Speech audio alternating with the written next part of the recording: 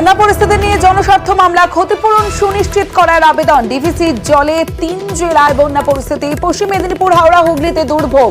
বন্যা নিয়ন্ত্রণে আর্জি জানিয়েও মামলা। বৃহস্পতিবার হাইকোর্টে মামলার শুনানি হতে পারে।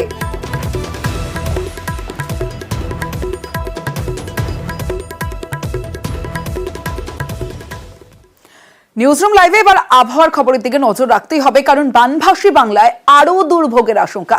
আবহাওয়ার পূর্বাভাসে সিঁদুরে মেঘ, জোড়া ঘূর্ণাবর্তে ফের নিম্নচাপের চোখ রাঙানি।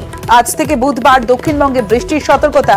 বুধবার ভারী বৃষ্টির সতর্কতা। ঝাড়খণ্ডেও বৃষ্টির পূর্বাভাস হাওয়া অফিসের।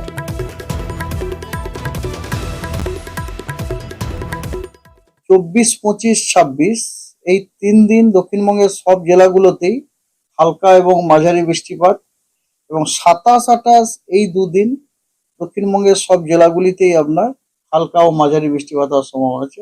এবং 29, 30 এই 2 দিনে দক্ষিণবঙ্গের জেলাগুলোতে কিছু জায়গায় হালকা ও মাঝারি বৃষ্টিপাত হওয়ার সম্ভাবনা আছে। আর উত্তরবঙ্গে অনেক জায়গাতেই হালকা ও মাঝারি বৃষ্টিপাত হওয়ার সম্ভাবনা আছে। আর 25, 26, 27 এই 3 দিন উত্তরবঙ্গের জেলাগুলিতে হালকা ও মাঝারি বৃষ্টিপাত হওয়ার সম্ভাবনা আছে। এর সাথে সাথে আজকে আপনার পশ্চিমবঙ্গের সব জেলাগুলিতেই কিন্তু বজ্র বিদ্যুৎ হওয়ার সম্ভাবনা আছে। এবার একটা ভয়াবহ ছবি দেখাবো আপনাদের। দেখুন, ফের ভাঙনের কোপে শামশেরগঞ্জ। দোতলা বাড়ি কিভাবে নদী গর্ভে তলিয়ে যাচ্ছে। গঙ্গাপাড়ের বাসিন্দারা রীতিমতো আতঙ্ক রয়েছেন, কারণ প্রতি বছরই আমরা যে খবর দেখাই, গঙ্গা ভাঙন একের পর এক গ্রাম তলিয়ে গেছে মুর্শিদাবাদের। আর শামশেরগঞ্জে যে ছবি আপনারা দেখছেন, ভাঙনের কোপে শামশেরগঞ্জ, যেখানে গঙ্গায় তলিয়ে গেল দোতলা বাড়ি।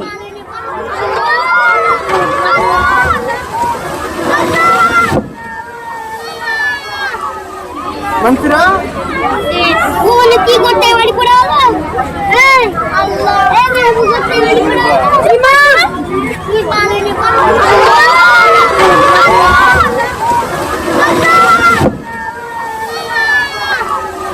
मंत्रा कौन की करते वाली पड़ा होगा